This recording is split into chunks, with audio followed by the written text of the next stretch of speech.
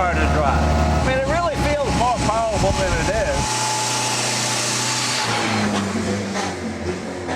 Welcome to an episode of Jay Leno's Garage. The car I'm featuring today, the 1929 Bugatti Type 40 Grand Sport. This is a fascinating little car. This is probably the least expensive Bugatti. You know, it's funny. This was Bugatti's most fertile period, the mid-20s. This is when they sold most of their race cars, the Type 37, the Type 37A, the supercharged Type 35B, all those cars. And those cars were relatively expensive. Bugatti wanted to make a car that a young man or a young woman who had some sporting pretenses but not necessarily a professional racer could enjoy.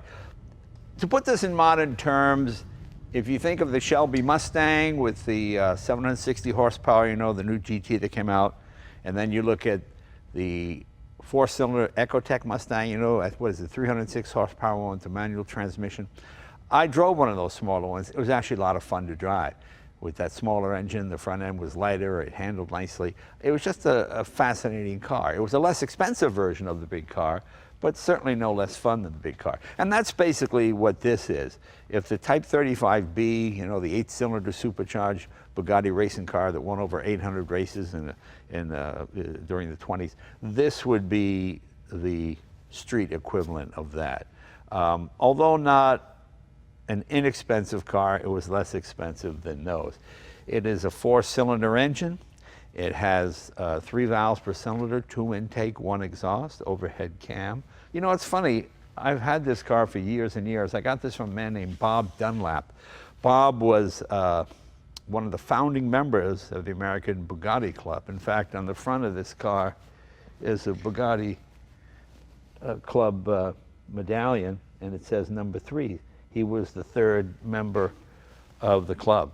I bought a few Bugattis from him. Just a really nice guy. I've got his picture on the wall. Well, I was talking about it over there, so I think I might as well come over here and show you. This is Robert Dunlap here, the gentleman I got it from. He was president of the American Bugatti Club. He was one of the first 3 members. Well, up there's Bob at Laguna Seca racing back in the mid-60s, or 70s as well. Up there's a painting someone did of him. He was quite famous. And that was Pierre Veron's car, the famous Grand Prix driver and, of course, resistance hero of World War II. He was quite a guy. This one is quite faded. It's been on the wall for 25 years here, and sunlight has pretty much bleached it out. But that's Bob with the Type 40. This is one of his favorite cars. This is a picture of Bob taken, I think, in the mid-50s. That's him there. He's quite a young man. I don't know who that gentleman is, but that's the car. He probably had it about 10 years at that point. These are some of the various badges the club owners would get. I got one there, and a little tin toy from the 30s or 40s, I think. And this is a spare engine, or parts of an engine. I try to find as many Bugatti pieces as I can. You never know when these engines are going to blow, but you know, I use them. I like to run them and use them for their intended purpose. So that's what we have here, just in case I crack a block or something. I got an extra one. Come on, let's get back to the car. This is kind of a parts bin car. It's pieces of other Bugattis, a Type 37 style engine. The chassis is very similar to the Type 38. It's just sort of, it was meant to be an inexpensive, fun car to drive. It's about 70 horsepower max. Top speed's about 76, 78 miles an hour, something like that. But just a really fun car to drive. And the funny thing is, I've never had the top down on this car. Just because the top fits so nicely, I'm just afraid if I put it down, it's going to get all kinds of folds and creases in it. So I've got convertible cars. So this one, I just keep the top up. Notice it only has a door on one side over there. Just all kinds of ways to save money. The only really unique part of this car, or bespoke to the car, I should say, would be the radiator. Everything else is bits and pieces of other Bugattis. That's not to infer that it's less than the others. It's just the car was meant to be built on a budget, and that's basically what they did. As you can see, the famous Bugatti axle. You have mechanical brakes here all the way around. Bugatti had his own way of doing things, but they're just fascinating automobiles. This is like a German nickel, it's not chrome. This car is rare in that it has twin carburetor setup, twin Solexes. They used to, most of them just had one. I'm gonna open the hood. All right, here's the engine, about 1,500 cc's approximately, twin Solex carburetors. Notice all the engine turning. That's something Bugatti did. They didn't do it to all the cars. I think somewhere along the line, a lot of people go back and redo it. You know, an old mechanic once told me the reason these are cut so square like this is the fact that Bugatti hired just kids, basically, or guys from the French countryside, and he wanted to keep the machining as simple as possible, and that's where everything has this sort of squared off look to it. As I said, 3 valves, 2 intake, 1 exhaust. Usually had a Delco ignition. He liked his American influences. It's just a beautiful, beautiful little car to drive. Right down here, you've got a float for your oil. It tells you exactly how much oil you have in there. This one has an electric fan on it. Bugattis never came with fans because you didn't need it. They usually, traffic was not bad. It's not like you're in LA where you get stuck for hours in a traffic jam. So I put that in. I put that electric fan in there and an electric fuel pump. That's about it. Later we'll put it up on the rack and I will show you the Bugatti oil pan, which is fascinating. It's got holes in it like this and tubes run through it. So the air goes through as you're going down the road and cools the oil. And effective as well. As you see, this is model chassis number 666 because the devil himself purchased this car. I'm sure that's what some people say, so I figured I'd cut them off fairly quickly. But or you could say it's 999 if you're superstitious. What else can we tell you? It's nice and clean under here. I mean, it's just a beautiful piece of mechanical artwork, Bugatti engine design. In some ways, not the most technological, but he just had his own way of doing things. There's no head, per se. You've really literally got to take the whole engine apart to do anything. But I've had this car, oh my God, close to 40 years, I guess. And it's just a delightful car to drive and run. Come on, let's go around and I'll show you the exhaust side. We'll take a look at the other side here. Let me close this up. Oh, you see you've got ticklers on the carburetor too. When I start it, we need to do that too.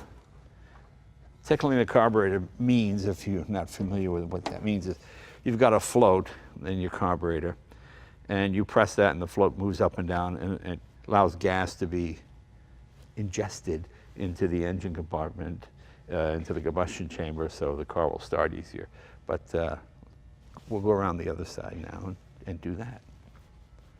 All right, let's take a look on the exhaust side. As you can see, very clean. You know, they're just, he's such an artist, Bugatti. It's just beautiful things to look at. Here's your flywheel here, your starter motor. Clutch is very easy to adjust on these. It's just literally a 5-minute job. Pretty much the way it came from the factory. I've got an electric fuel pump, so you don't really need the auto vac. This is your oil filter here. This is your filler cap here. I just like all just the way the detail, you know, just the way Bugatti does things, you know. So you goes and holds that there, and just beautiful little piece. Then you have a screen there to catch any debris. This is just sort of classic old school technology, but it works. I mean, You know, Ettore Bugatti was a self-taught guy. I don't think he was a college-trained engineer. He just had that intuitive sense. It's really funny how different generations produce those kinds of people.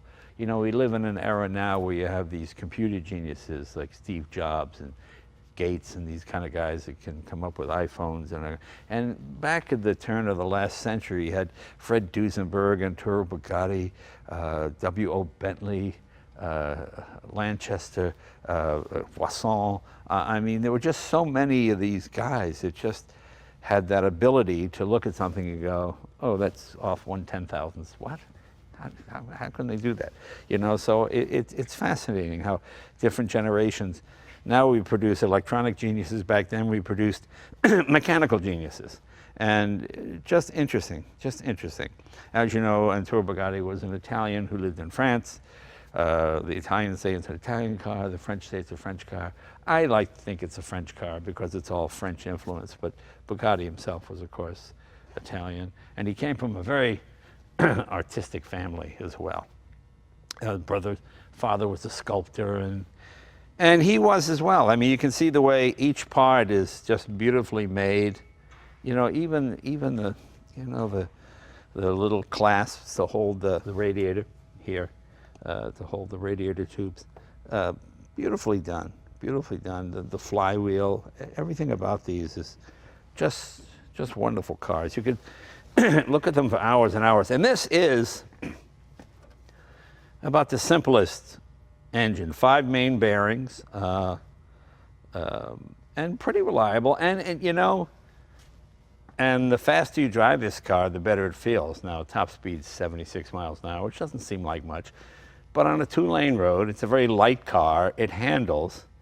It is quite fast. I really enjoy driving this thing. It is really a lot of fun because it's just so sort of spindly, you know. Can you see these wheel covers here? This one has wheel discs. These were quite popular option on a lot of vehicles. You know, engineering and design was moving very quickly. Don't forget, this is 1929, 2 years prior. Lindbergh had just flown the oceans. Everybody wanted aircraft technology. Everybody wanted streamlining. And wire wheels were seen as not passé, but people just wanted something different. So the idea of the wheel disc came out, and this just covers the wire wheel and makes it look, I think it looks great in this car, especially since there's not a lot of chrome on this car. It makes the wheels really stand out. That's why we put it on here. Probably did not leave the factory with those on there, although it could have. But obviously on all 4 wheels, and you have a knockoff right here. And there's, you see, you have your nipple here, and then you have a rubber hose that goes to the inner tube and connects there. As I said, just 1 door on the side. Open from the inside, can't really lock this. And this is a 4-seater, I guess. Okay, I'll give you that, it's a 4-seater. But I think it's a great looking car, and it looks best with the top up. As I said, I've never had the top down on this thing, so maybe someday I'll put it down. But for now, it's just fun to drive the way it is. Here, come on, let's go around the back of the vehicle before I show you the front. Here we are at the rear of the vehicle. You know, another reason I don't put the top down is it rests on here, and I'm afraid that the bows will scratch the paint, and I got plenty of convertibles, so that leaves the top up. This is a storage area. This is your trunk, battery, and everything is in here. Gas tank under here, obviously. It's sort of a boat tail or beetle back, whatever you want to call it. That's why it's called the Grand Sport. It's really a fun car to drive, as you see when we take it out on the road in a minute here. Very lightweight, beautiful finned brake drums. This does not have the classic Type 35 Bugatti wheel, you know, the cast wheels. Again, that would be on the more expensive items. That's why they put the wire wheels on it, and that's why we put the covers on it here. There were no turn signals back then. That's the French license plate. I am probably maybe the 3rd owner of this car. Bob Dunlap, I think, got it in the 40s, and I got it from him in the mid-80s, and we did a full restoration on it. It was pretty rough when I got it. he was quite an elderly man when I bought these from him. And when he got these cars, they were just used cars. What do you want? You want the Buick? You want the Model T Ford? It's got a Bugatti over there. You know, they weren't seen as, oh, you know, the great classics that we so much cherish now. I mean, Bugatti people knew what they were, but they were an interesting breed. And I worked at a place called Foreign Motors in Boston when I was in college. And the salesman there named Selden Loring, we became very close friends. And when he was in college, he used to scan the French newspapers and buy used Bugattis for like $600 or $700, bring them to America, drive them around for a few months or a year or two, and then sell them for $1,200 to $1,500. And he paid for college. That's what he did. I mean, that's, you know, you bought something, you bought a car and you sold it for twice what you paid for it. I mean, that really wasn't happening in the real world. So that was sort of the beginning of the Bugatti movement.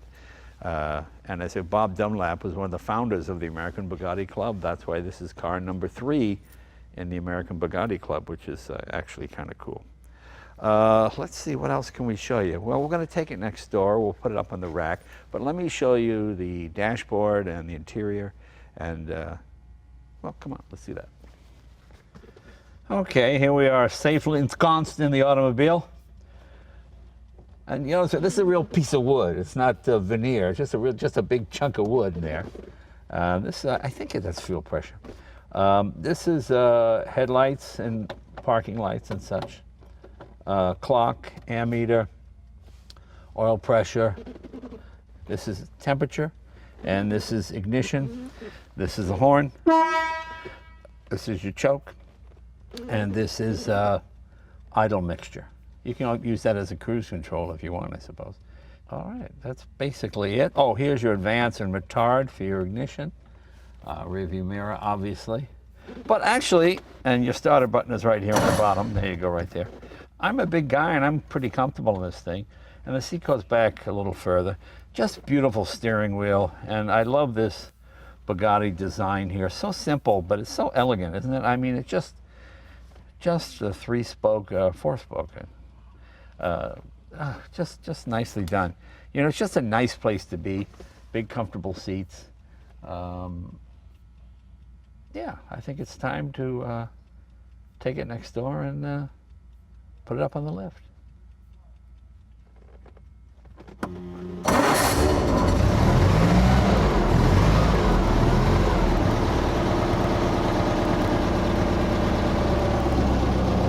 You always want to let Bugattis warm up. Old engines like, modern engines not so much, but old engines, you got to give them a good 3 or 4 minutes before you pull away. We'll put it up on the lift and I'll show you what I was talking about with that oil pan.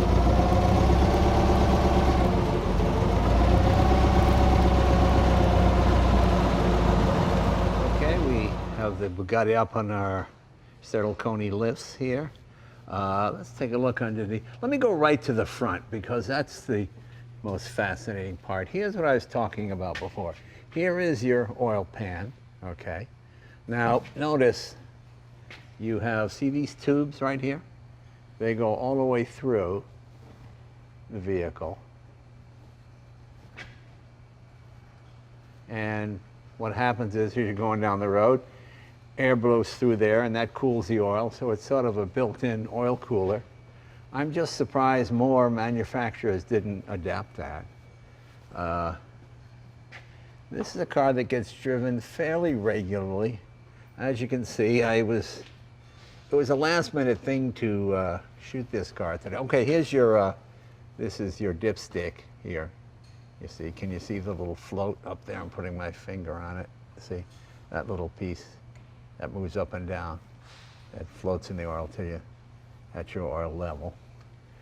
Okay, and then you have, well, this is, the air blows through here. That protects the clutch and the transmission, as you can see.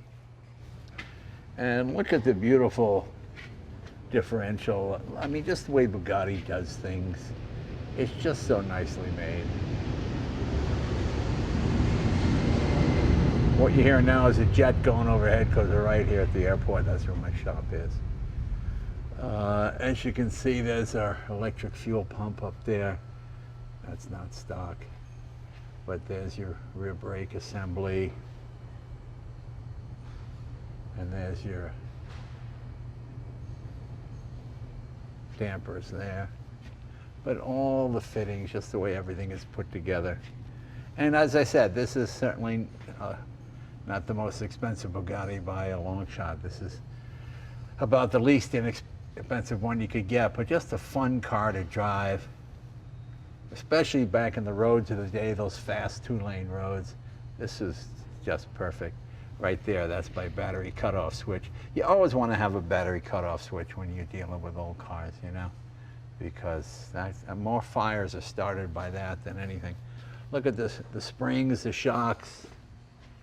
See the way they're held. Oh, just nicely done. And there's that Bugatti Club badge that I talked about before, right there. There we go. See, number 3.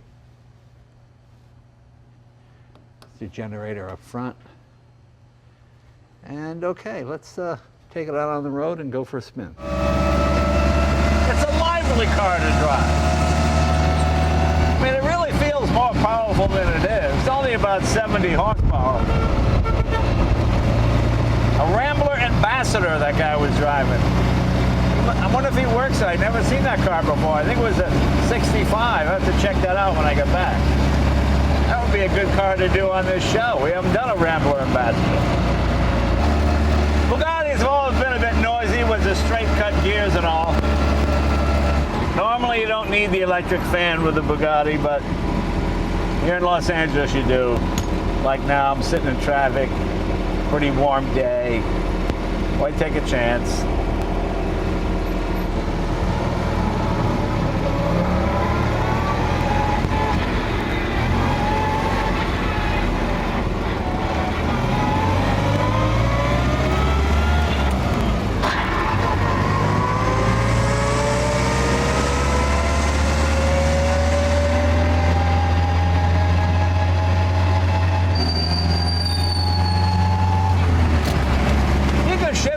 Quickly, and the steering is so light. I'll turn on my electric fan. Well, not quite hot enough yet. Give it a little more time. French cars are different from Italian cars or German cars or American cars. They just have their own way about them. And once you get in that groove, they're really enjoyable. You know, when I'm driving this thing, I always enjoy the little details, like the way the steering wheel is made, or the design of the spokes, little rivets around here. I mean, it's all just so beautifully done.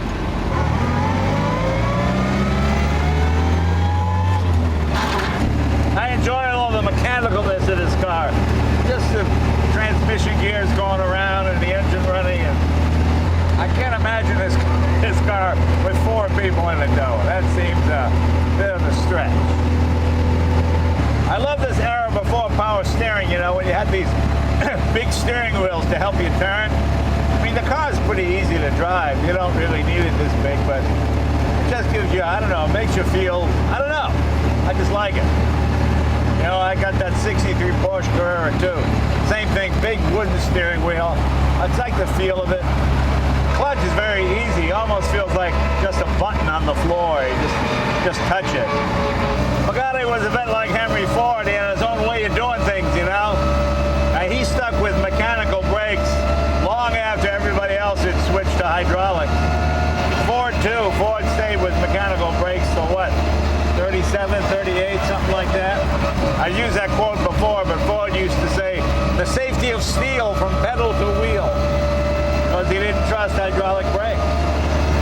I still haven't turned on my electric fan, and we're at 75 degrees centigrade, which isn't bad considering how hot it is.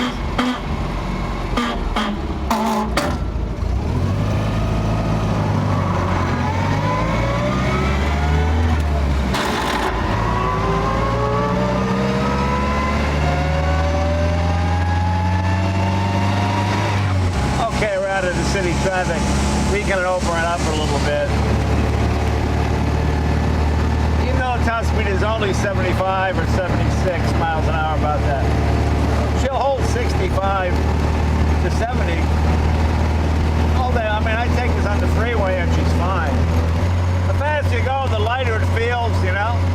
The thing I enjoy most about this car is the sheer mechanicalness of it. You know, there's really no electronics at all other than the battery and coil ignition. But I love how every piece is designed. Every piece has that Bugatti flair, which is really kind of cool. We're cruising along about 55 miles an hour, and that's fine. Don't forget, this is 1929. Temperatures dropped to about 65 degrees centigrade. I could probably shut off my fan again. There you go.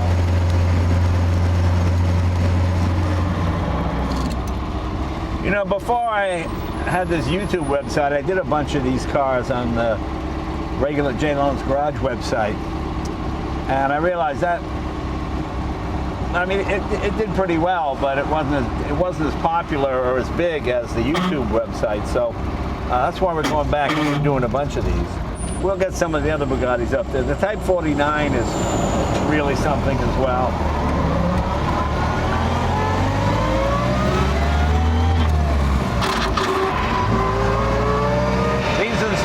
This car likes little 2-lane roads. If any Bugatti was affordable when it was new, this is it. This is the car. Well, anyway, I hope you enjoy this. The simplest of all Bugattis. You know, it's a fun little car. It almost seems like a toy car compared to modern vehicles, but very enjoyable to drive and pretty fast for what it is. It's 70 horsepower. That's pretty good. So, all right, we'll go back to the garage and we'll check something else out, and we'll see you next week. Thanks for watching. Hope you liked it.